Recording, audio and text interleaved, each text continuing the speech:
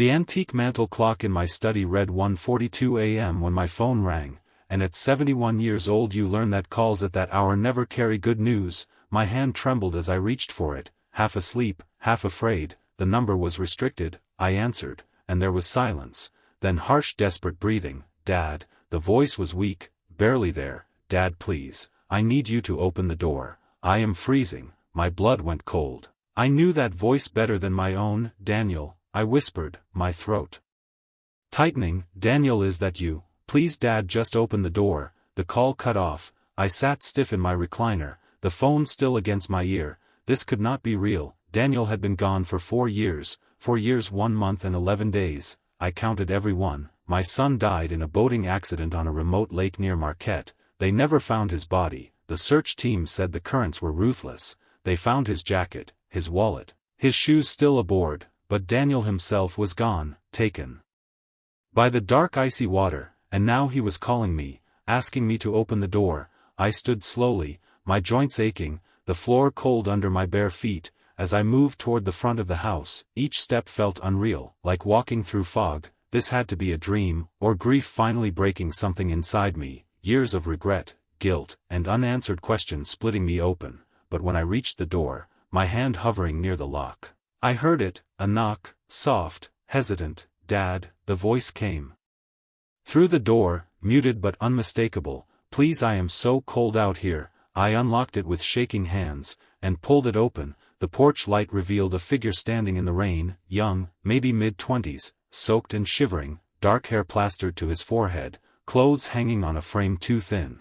But it was not Daniel. The face was close, painfully close, the same sharp cheekbones, the same deep eyes. But this man was younger than my son ever was, and when our eyes met, I saw fear, raw and real. I am sorry, he said, his voice cracking. I did not know where else to go. They are after me, and I am terrified, and you are the only family I have left. Who are you? I asked, my voice distant. He swallowed hard, rain streaming down his face. My name is Noah, he said, Noah Reed, and I believe I am your grandson. But something in his eyes stopped me. Something in the way my gut twisted told me he was telling the truth. I ran. Noah continued, climbed out a window, and just ran. I have been moving for half a year, staying off the grid, paying cash, but they keep finding me. I see Adrian sometimes watching from across the street, or I get calls from blocked numbers, with no one speaking, just breathing. They are hunting me.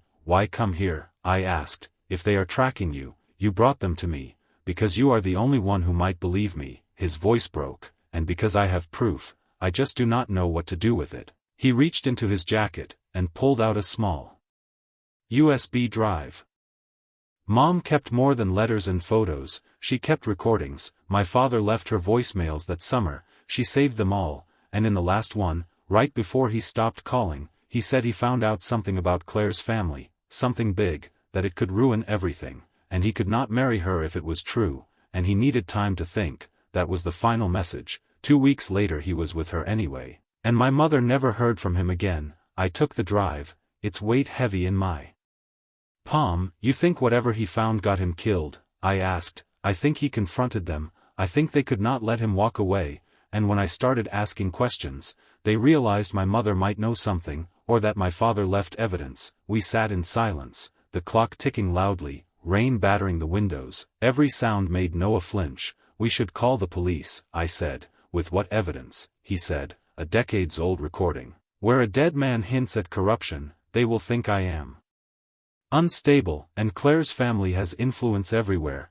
Her father was a judge, her uncle sat on a high court. They will erase this, and me too. He was right. After my son died, Claire took over everything, the funeral, the estate, even clearing his apartment, and at the time I was grateful, lost in grief. But now, with this frightened young man in my living room, I wondered what else she controlled, and destroyed. My son kept journals, I said slowly. He documented everything, Claire claimed.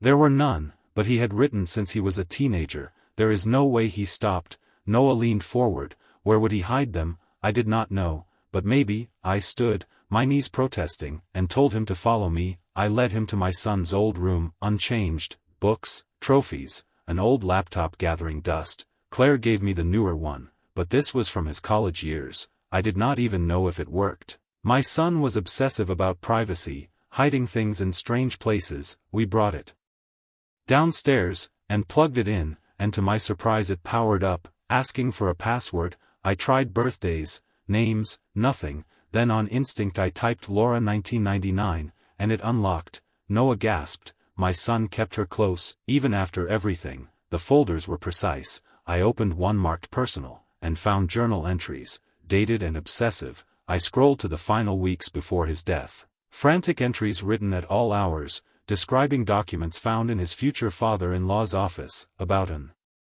old wrongful death case, proving a massive bribe from a pharmaceutical company that built their fortune. He wrote that he confronted Claire, that she defended it, that her brother urged him to go out on the lake to clear his head, that he hid copies of everything in a fishing cabin on the eastern shore, and if anything happened to him, the truth was there. That was the last entry. Days later he went out alone, and never returned. I looked at Noah. They killed him, I said, and they have been free for years.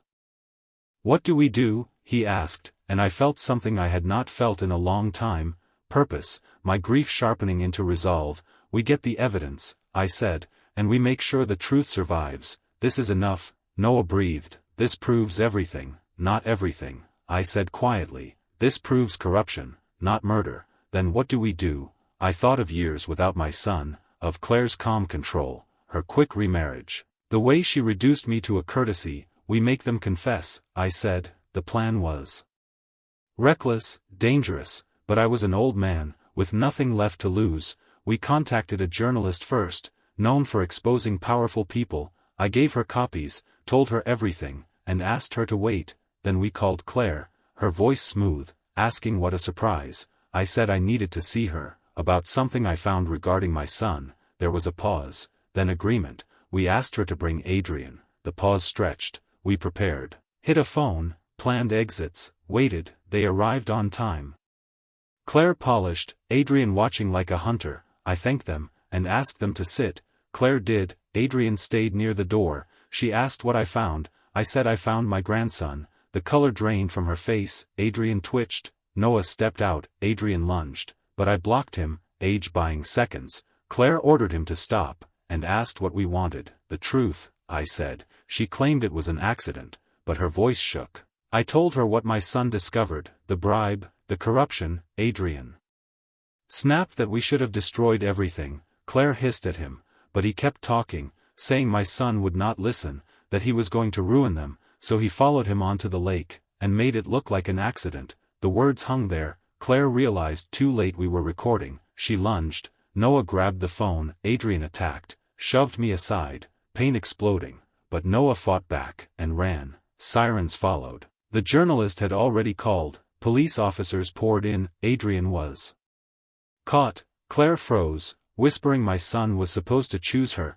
He chose what was right, I said. That is why you killed him. The trial lasted over a year. The corruption exposed. Adrian convicted. Claire sentenced. The truth finally out. Noah stayed with me, studying law, wanting to fight for others. Some nights we sit, and I tell him stories about his father, the good parts, and through that he lives on. And what I learned is simple. Trust your instincts. Do not let grief blind you. Family is not always blood. Speak up before the guilty silence you. It is never too late to fight for what is right. The rain has stopped. Noah sleeps upstairs, and for the first time in years, I can close my eyes, knowing the truth has finally set us both free.